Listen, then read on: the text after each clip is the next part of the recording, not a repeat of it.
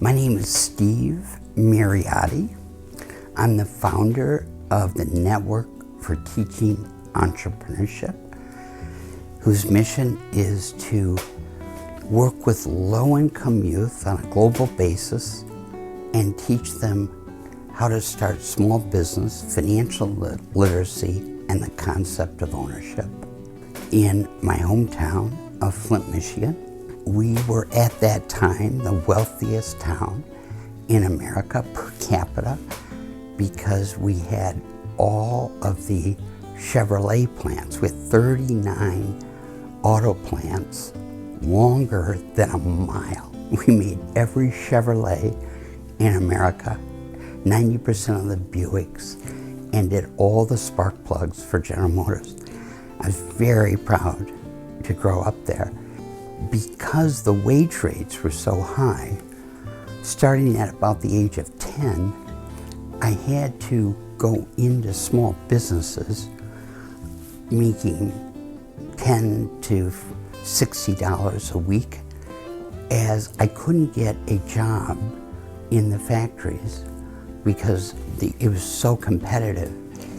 And so by the time I went to college at 18, I had started with my best friend, Gary Voigt, 9 little businesses, one of which did close to $5,000 in 2.5 months. So I was always thinking about opportunities. If I had a good product, I could sell to anybody. That was really the heart or the beginning of what I did professionally. I was 25 years old. I moved to New York City, and it was broad daylight, and I was in the FDR Park, which is on the Lower East Side of New York, and I was with my girlfriend, and we got mugged by 5, 12, or 13-year-olds, and I did not defend us very well. In fact, I slipped and fell on my tushy. My girlfriend, who is a phys ed major and a very strong person mentally and physically, yelled at the young men, and they apologized and went away. And I felt kind of embarrassed and humiliated that I had, I guess, forgotten how to fight at all. I'd never been a good fighter, but I was never, I would never run away. I would do the best I could. So I had a friend who was very famous. Her name was Ayn Rand, and she'd written all these famous novels, and my grandfather was her lawyer. And one day, after this fiasco of a mugging where I didn't kind of live up to my bargain, so to speak, she said, "What is wrong with you? You're not paying attention and your mind is wandering." And I said, "No, that's not true." And I was very defensive. And she said, "Listen, I know a psychologist. His name's Albert Ellis, and his theory is you feel the way you think about something. And it's called rational emotive therapy."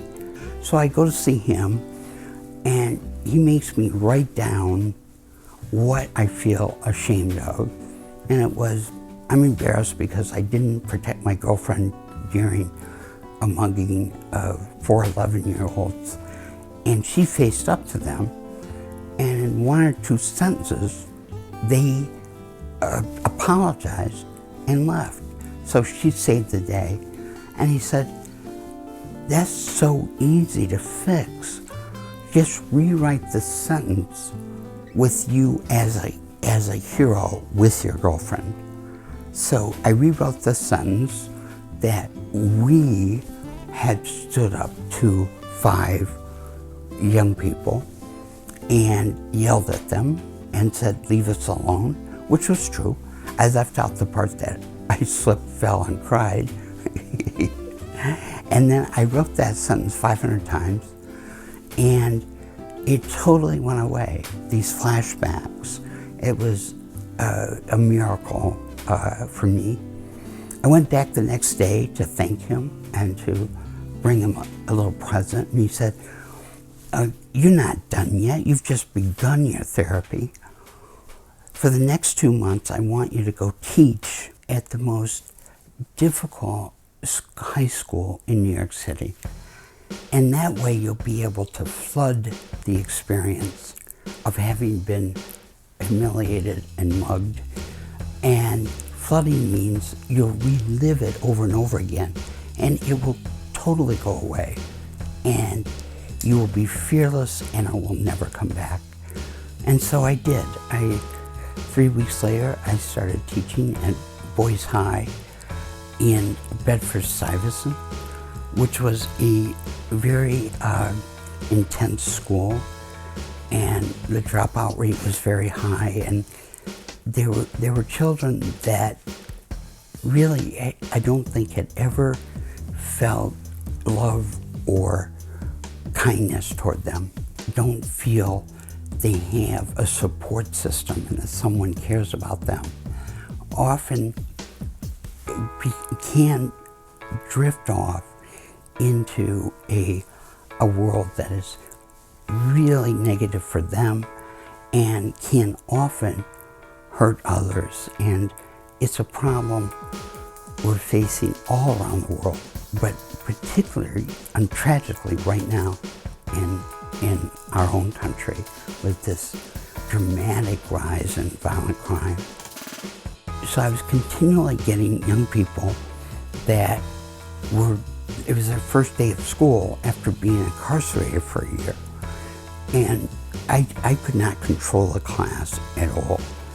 In one case, a young man came in and he set on fire the coat of the young woman sitting in front of him. And to me that was extremely serious. So I got the security in. We called the police because she could have been scarred for life or worse. And that's when I realized I had to try something else. And I looked down and I had a watch on my left hand. And without thinking about it, I never had a thought. I just took off the watch, walked back in, and yelled out, "What would you pay for this?" And that was the defining moment in my career. That changed everything. The class went stone cold silent, and everybody looked up and thought about the question. It was like I was at a seminar at Cambridge University in physics or something. And the change was so remarkable, which I subsequently saw hundreds of times during the next 40 years. But that moment, I realized the power of talking about basic economics. Subjective value, what is the watch worth? Where would you buy it? How much would you sell it for? And what profit you could make. Essentially replicating my youth of having to make a livelihood during the summers when my allowance was cut significantly to encourage me to get a job or to start a business. And the rest of the class, the next 30 minutes, was an incredible discussion where I said nothing but listened. And one kid would say, "I could get that watch down on 30th and Broadway," and he was right. He knew about the wholesale markets. "And I could get that 12 for $24, $2, and I could sell it here for 12, make a $10 profit before any of my other expenses." That was talent. And that was the first time I'd seen pure, unadulterated talent. And then I saw it again and again. And the comments were as sophisticated as when I was in graduate school getting an MBA, and with much more energy and much more passion about business. There was a love for thinking about the entrepreneurial process, although none of them had heard the word entrepreneur at that time. But I realized that the school systems were teaching one way. I was a math teacher, and yet the audience was desperate to talk about the issue of money. If you were without money for whatever reason, it's life endangering. It changes your health care, it changes what you eat, it changes how you interact with people who might not have your best interests in heart. In every community I've ever been in, low income, wealthy, middle class, tragically, there is always, for whatever reason, a group of young people, usually 3 to 5, who take out their anger by bullying other children. And it's a huge problem, not only in America, but in every country I've ever been to. And if you face that situation and you are penniless, the chances of a tragedy happening, in my opinion, go dramatically up. People that feel disempowered and isolated from a community or from their families or loved ones or from any situation are often penniless. And that is very seldom discussed because of this fear that will embarrass somebody. I understand that totally. But having a private conversation with people who are literally impoverished, they don't have 10 cents, is, if you don't know that, you can't understand violence, you can't understand theft, you can't understand the murder rate of young people, which is so high, I try not to think of it. It's so discouraging. And I think that's very important to understand the economic situation each human being is in without embarrassing them. That was my big career breakthrough. And that's what I've been thinking about. That was in 1982, is 2022. So I've been thinking about that every day for 40 years. I took thousands of young people, with other teachers with me, of course, to the wholesale markets in New York and in Philly and in parts of New Jersey. I wrote articles about it. I went on TV, I went on radio to publicize this idea that every young person in the world should learn how to start a simple business so in case of an emergency, they could always make some money for themselves and their family. The whole premise was being broke in a vernacular, or being without any capital, causes many other unforecasted tragedies. And I think I'm right. I thought I was right back then. I think even more strongly that I'm right today. And that is the central conversation around poverty, and poverty is the greatest war in the truest sense, because it leads to all the predecessors of war or societal breakdown. And so I focused my career on that issue. 7 years go by, I get a little better every year. I work every night on the lesson plans. I start to teach other teachers. And then I'm given this assignment by my principal, a wonderful woman who became my mentor and my supporter in the South Bronx at Jane Addams Vocational High School, which had a huge impact on my life. And she said, I believe in you and I think you're right. And nobody had said that before.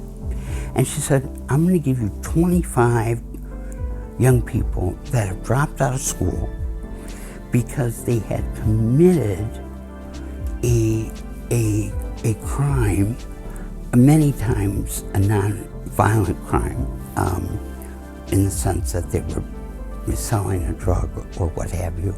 But some of them had actually hurt another human being and hence were never allowed to go back into a public school in New York City. And she said, I'm going to give you these 25 children and I'm going to put you in the Department of Housing for 2 years, and I'm going to give you the authority to teach whatever you think is important. And your goal is to teach each child as much as you can. And in my opinion, this is her talking, if you can get one of the 25 to graduate, that will be a huge home run. And I'm very proud, 19 of the 25 graduated, and 2 subsequently did a year and a half later. What we did for 2 years is focused on financial literacy, doing a checkbook, counting your money, knowing the difference between assets and liabilities, being able to do an income statement every single day. And I drilled into them to write down every cent they spent every day, because when you're first getting started out, keeping track of your money and knowing how much you have, where it is, how to protect it, trains your mind for the next step of how to invest it and evaluate the risk and make a profit. If we could do that to the billion young people under the age of 17 globally that are in the worst poverty conditions you can imagine. And by the way, that is a conservative estimate. It could be significantly higher, because there's whole parts of the world where they don't actually spend time evaluating the young people. They really don't know how the 13, 14, 15-year-olds are doing. But it's at least 1 billion. If we could get those 1 billion children en route to the craft of entrepreneurship or being part of a business, learning how to save, because savings is the future. My dream at the time was to have a school that gave a second chance to children that had really messed up the first, second, or third time, and that school be called Second Chance. I came up with the alumni program. I came up with the idea that they'd go into the military, they'd start a business, or they'd get a job. Those would be the 3 objectives.